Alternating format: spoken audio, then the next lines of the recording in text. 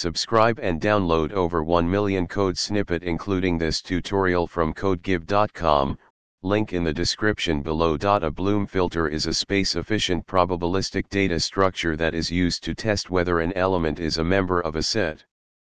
It may return false positives but never false negatives.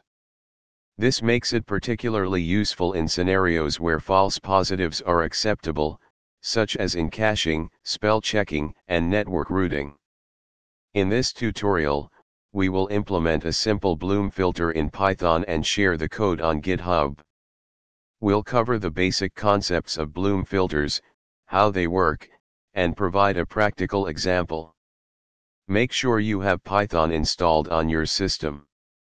Additionally, you'll need to have Git installed to clone the GitHub repository.